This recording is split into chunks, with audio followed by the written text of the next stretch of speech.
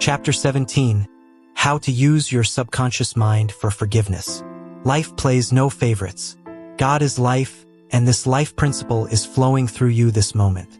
God loves to express himself as harmony, peace, beauty, joy, and abundance through you. This is called the will of God or the tendency of life. If you set up resistance in your mind to the flow of life through you, this emotional congestion will get snarled up in your subconscious mind and cause all kinds of negative conditions. God has nothing to do with unhappy or chaotic conditions in the world. All these conditions are brought about by man's negative and destructive thinking. Therefore, it is silly to blame God for your trouble or sickness. Many persons habitually set up mental resistance to the flow of life by accusing and reproaching God for the sin, sickness, and suffering of mankind. Others cast the blame on God for their pains, aches, loss of loved ones, personal tragedies, and accidents. They are angry at God and believe He is responsible for their misery. As long as people entertain such negative concepts about God, they will experience the automatic negative reactions from their subconscious minds. Actually, such people do not know that they are punishing themselves. They must see the truth, find release, and give up all condemnation, resentment, and anger against anyone or any power outside themselves. Otherwise, they cannot go forward into a healthy, happy, or creative activity. The minute these people entertain a God of love in their minds and hearts, and when they believe that God is their loving Father who watches over them, cares for them, guides them, sustains, and strengthens them, this concept and belief about God or the life principle will be accepted by their subconscious mind, and they will find themselves blessed in countless ways. Life always forgives you. Life forgives you when you cut your finger. The subconscious intelligence within you sets about immediately to repair it. New cells build bridges over the cut. Should you take some tainted food by error, life forgives you and causes you to regurgitate it in order to preserve you.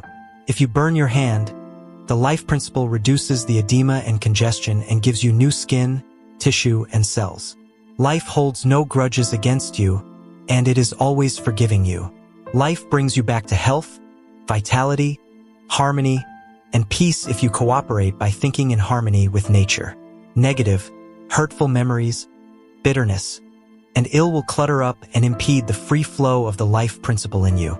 How he banished that feeling of guilt.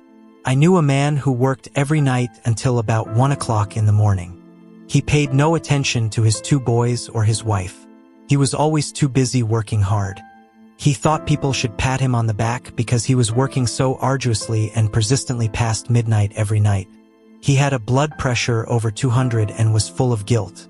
Unconsciously, he proceeded to punish himself by hard work and completely ignored his children. A normal man does not do that. He is interested in his boys and in their development. He does not shut his wife out of his world.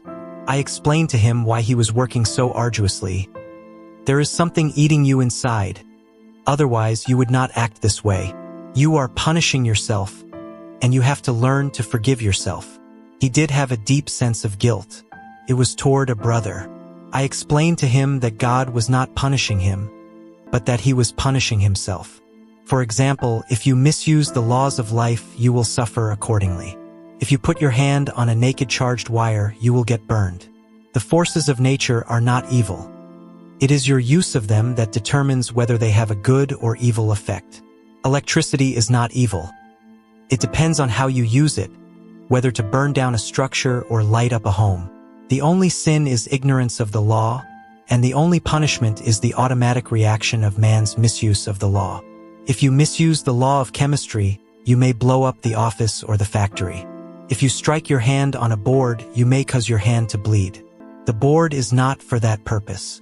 Its purpose may be to lean upon or to support your feet. This man realized that God does not condemn or punish anyone, and that all his suffering was due to the reaction of his subconscious mind to his own negative and destructive thinking. He had cheated his brother at one time, and the brother had now passed on. Still, he was full of remorse and guilt. I asked him, "Would you cheat your brother now?" He said no. "Did you feel you were justified at the time?" His reply was yes. "But you would not do it now?" He added, "No, I am helping others to know how to live." I added the following comment: You have a greater reason and understanding now. Forgiveness is to forgive yourself. Forgiveness is getting your thoughts in line with the divine law of harmony. Self-condemnation is called hell, bondage, and restriction. Forgiveness is called heaven, harmony, and peace. The burden of guilt and self-condemnation was lifted from his mind, and he had a complete healing. The doctor tested his blood pressure, and it had become normal. The explanation was the cure. A murderer learned to forgive himself. A man who murdered his brother in Europe visited me many years ago. He was suffering from great mental anguish and torture, believing that God must punish him. He explained that his brother had been having an affair with his wife and that he had shot him on the spur of the moment. This had happened about 15 years previous to his interview with me.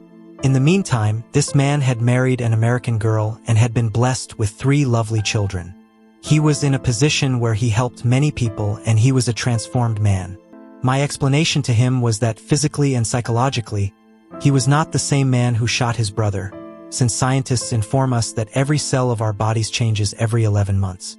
Moreover, mentally and spiritually, he was a new man. He was now full of love and goodwill for humanity.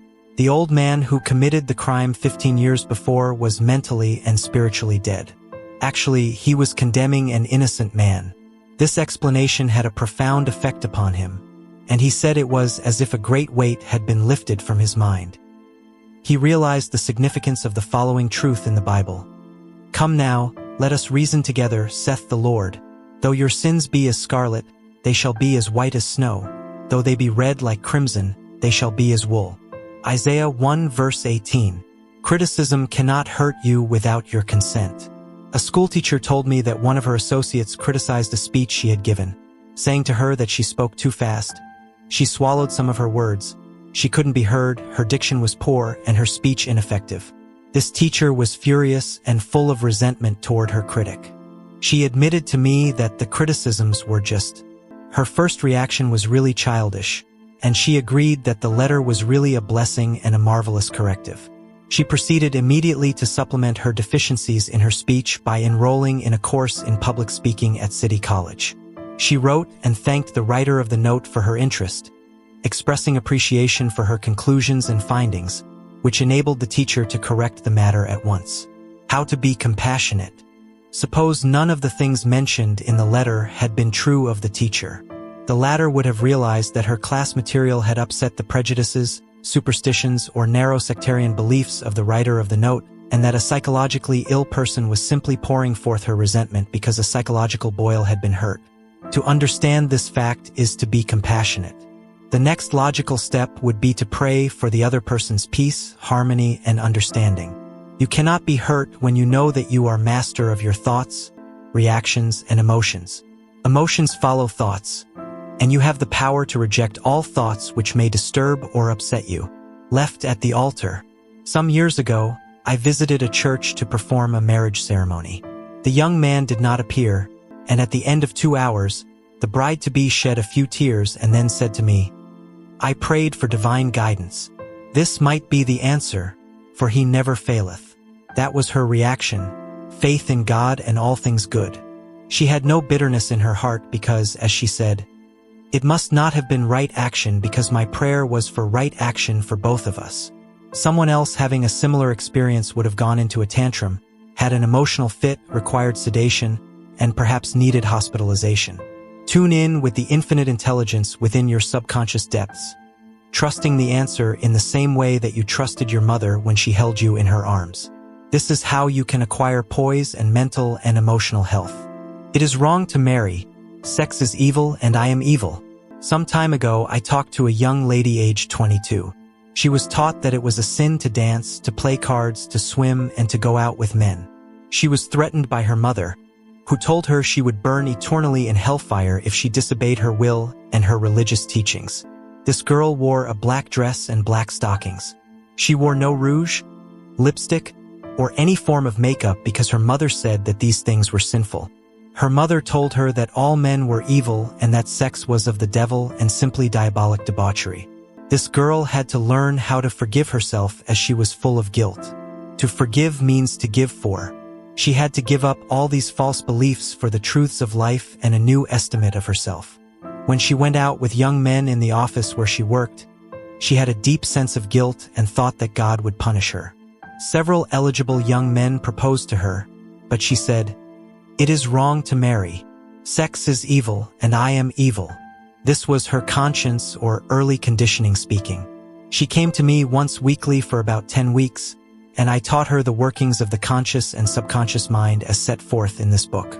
This young girl gradually came to see that she had been completely brainwashed, mesmerized, and conditioned by an ignorant, superstitious, bigoted, and frustrated mother.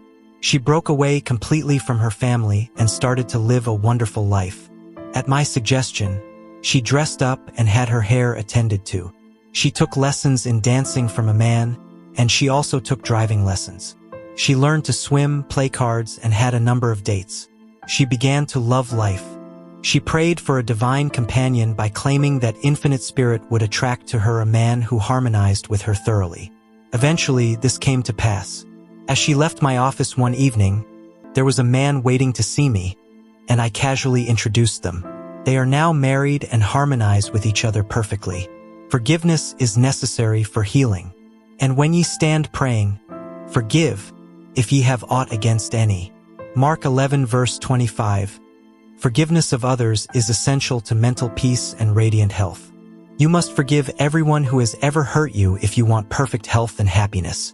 Forgive yourself by getting your thoughts in harmony with divine law and order. You cannot really forgive yourself completely until you have forgiven others first. To refuse to forgive yourself is nothing more or less than spiritual pride or ignorance. In the psychosomatic field of medicine today, it is being constantly stressed that resentment, condemnation of others, remorse, and hostility are behind a host of maladies ranging from arthritis to cardiac disease. They point out that these sick people, who were hurt, mistreated, deceived, or injured, were full of resentment and hatred for those who hurt them. This caused inflamed and festering wounds in their subconscious minds. There is only one remedy. They have to cut out and discard their hurts. And the one and only sure way is by forgiveness. Forgiveness is love in action. The essential ingredient in the art of forgiveness is the willingness to forgive. If you sincerely desire to forgive the other, you are 51% over the hurdle. I feel sure you know that to forgive the other does not necessarily mean that you like him or want to associate with him. You cannot be compelled to like someone. Neither can a government legislate goodwill, love, peace, or tolerance. It is quite impossible to like people because someone in Washington issues an edict to that effect. We can, however, love people without liking them. The Bible says, "Love ye one another." This anyone can do who really wants to do it. Love means that you wish for the other health, happiness, peace, joy, and all the blessings of life. There is only one prerequisite, and that is sincerity. You are not being magnanimous when you forgive. You are really being selfish because what you wish for the other, you are actually wishing for yourself. The reason is that you are thinking it and you are feeling it. As you think and feel, so are you. Could anything be simpler than that? Technique of forgiveness. The following is a simple method which works wonders in your life as you practice it. Quiet your mind, relax, and let go. Think of God and His love for you, and then affirm, "I fully and freely forgive." Mention the name of the offender. I release him mentally and spiritually. I completely forgive everything connected with the matter in question. I am free and she is free. It is a marvelous feeling. It is my day of general amnesty. I release anybody and everybody who has ever hurt me, and I wish for each and everyone health, happiness, peace, and all the blessings of life. I do this freely, joyously, and lovingly. And whenever I think of the person or persons who hurt me, I say, "I have released you, and all the blessings of life are yours. I am free and you are free." It is wonderful. The great secret of true forgiveness is that once you have forgiven the person, it is unnecessary to repeat the prayer. Whenever the person comes to your mind, or the particular hurt happens to enter your mind, wish the delinquent well and say, "Peace be to you." Do this as often as the thought enters your mind. You will find that after a few days, The thought of the person or experience will return less and less often until it fades into nothingness. The acid test for forgiveness. There is an acid test for gold. There is also an acid test for forgiveness. If I should tell you something wonderful about someone who has wronged you, cheated you, or defrauded you, and you sizzled at hearing the good news about this person, the roots of hatred would still be in your subconscious mind, playing havoc with you. Let us suppose you had a painful abscess on your jaw a year ago, and you told me about it.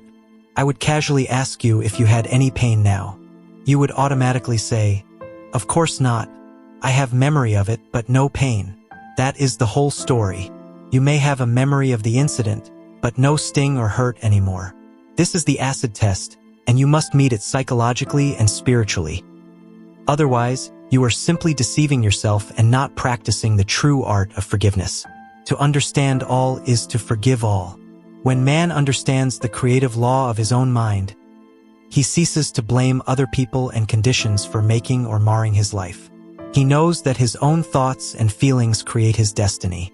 Furthermore, he is aware that externals are not the causes and conditioners of his life and his experiences. To think that others can mar your happiness, that you are the football of a cruel fate, that you must oppose and fight others for a living, all these and others like them are untenable when you understand that thoughts are things. The Bible says the same thing, "For as a man thinketh in his heart, so is he." Proverbs 23 verse 7. Summary of your aids to forgiveness. 1. God or life is no respecter of persons. Life plays no favorites. Life or God seems to favor you when you align yourself with the principle of harmony, health, joy, and peace. 2. God or life never sends disease, sickness, accident, or suffering. We bring these things on ourselves by our own negative thinking based upon the law. As we sow, so shall we reap. 3. Your concept of God is the most important thing in your life. If you really believe in a God of love, your subconscious mind will respond in countless blessings to you. Believe in a God of love, for life or God holds no grudge against you. Life never condemns you. Life heals a severe cut on your hand. Life forgives you if you burn your finger.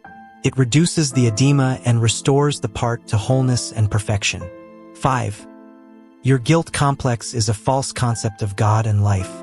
God or life does not punish or judge you. You do this to yourself by your false beliefs, negative thinking, and self-condemnation. 6. God or life does not condemn or punish you. The forces of nature are not evil. The effect of their use depends on how you use the power within you. You can use electricity to kill someone or to light the house. You can use water to drown a child or quench his thirst. Good and evil come right back to the thought and purpose in man's own mind. 7. God or life never punishes. Man punishes himself by his false concepts of God, life, and the universe. His thoughts are creative and he creates his own misery. 8. If another criticizes you and these faults are within you, rejoice, give thanks, and appreciate the comments. This gives you the opportunity to correct the particular fault. 9. You cannot be hurt by criticism when you know that you are master of your thoughts, reactions, and emotions. This gives you the opportunity to pray and bless the other, thereby blessing yourself. 10. When you pray for guidance and right action, take what comes. Realize it is good and very good. Then there is no cause for self-pity, criticism, or hatred. 11. There is nothing good or bad, but thinking makes it so. There is no evil in sex, the desire for food, wealth, or true expression. It depends on how you use these urges, desires, or aspirations. Your desire for food can be met without killing someone for a loaf of bread. 12. Resentment, hatred, ill will, and hostility are behind a host of maladies. Forgive yourself and everybody else by pouring out love, life, joy, and goodwill to all those who have hurt you. Continue until such time as you meet them in your mind and you are at peace with them. 13. To forgive is to give something for. Give love, peace, joy, wisdom, and all the blessings of life to the other until there is no sting left in your mind. This is really the acid test of forgiveness. 14. Let us suppose you had an abscess in your jaw about a year ago. It was very painful. Ask yourself if it is painful now. The answer is in the negative.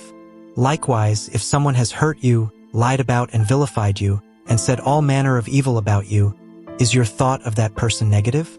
Do you sizzle when he or she comes into your mind? If so, the roots of hatred are still there, playing havoc with you and your good.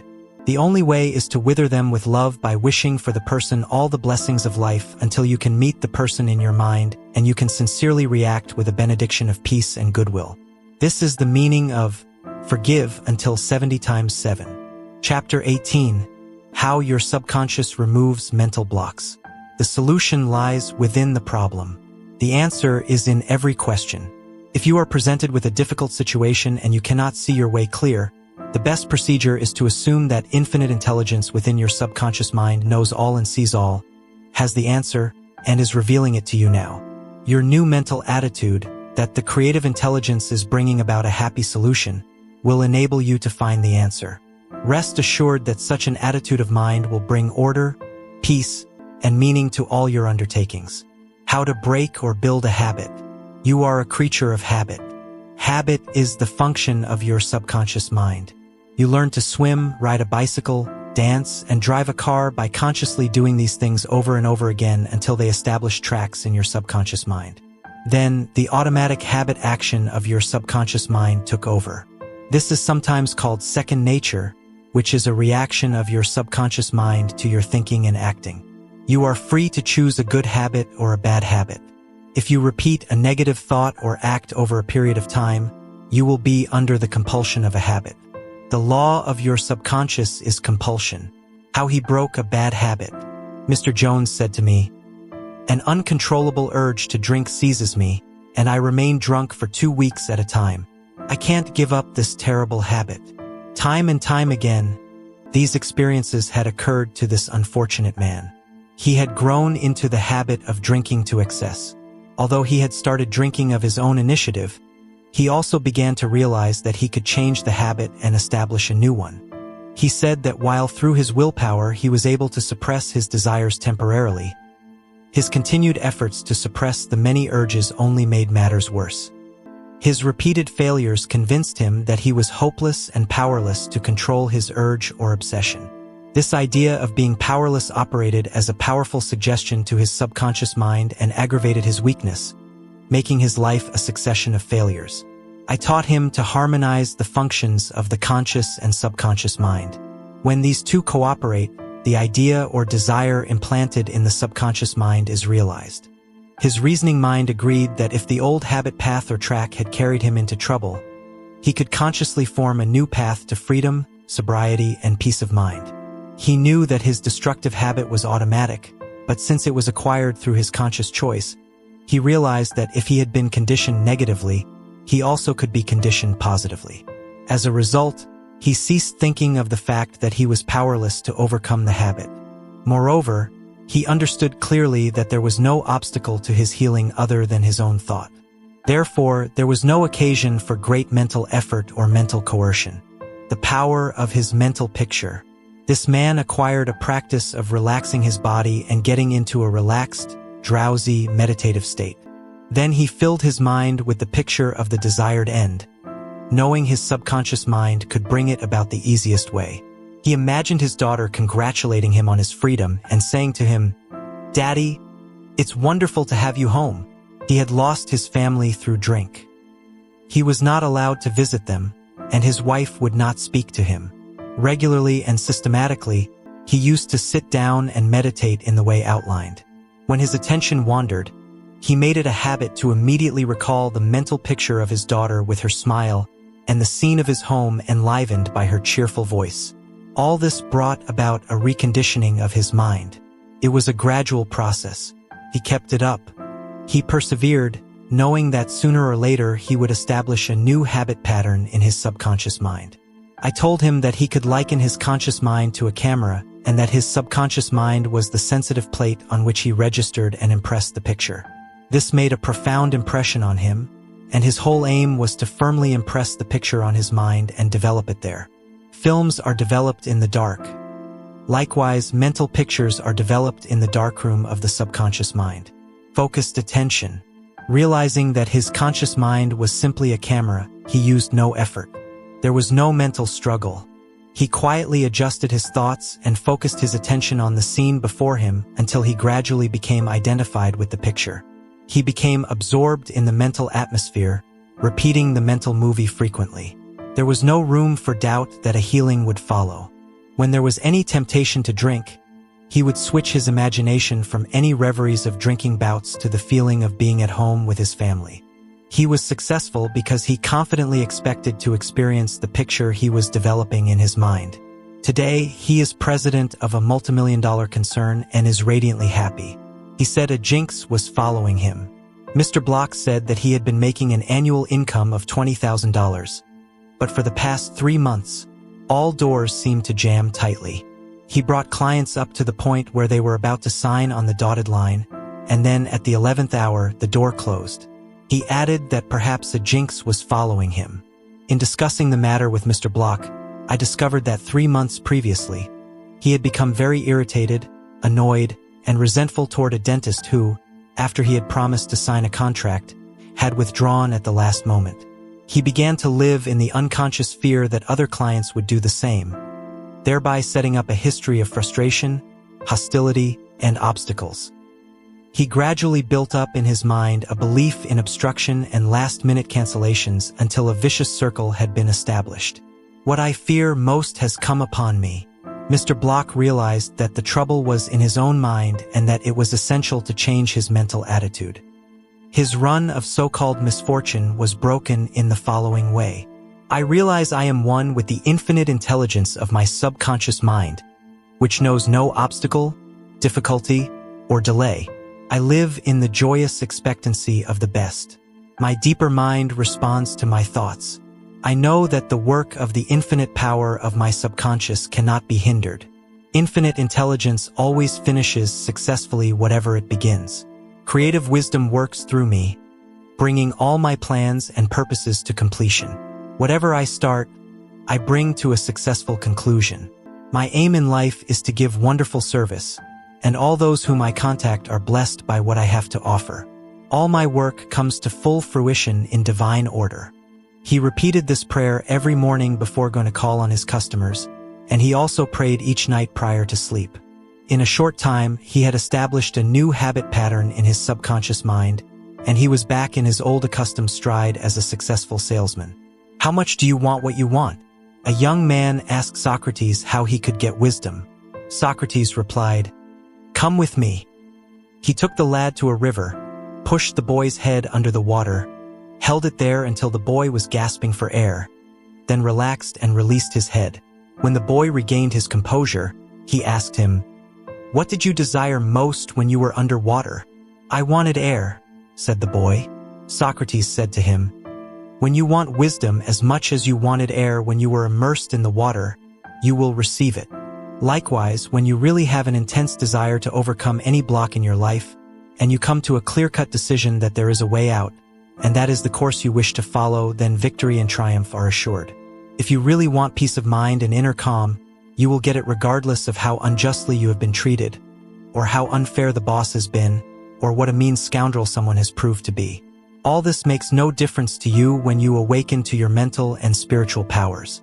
You know what you want, and you will definitely refuse to let the thieves, thoughts of hatred, anger, hostility, and ill will rob you of peace, harmony, health, and happiness.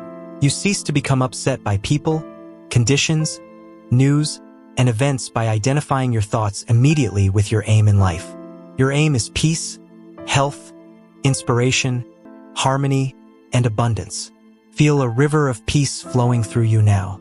Your thought is the immaterial and invisible power, and you choose to let it bless, inspire, and give you peace. Why he could not be healed. This is a case history of a married man with 4 children who was supporting and secretly living with another woman during his business trips.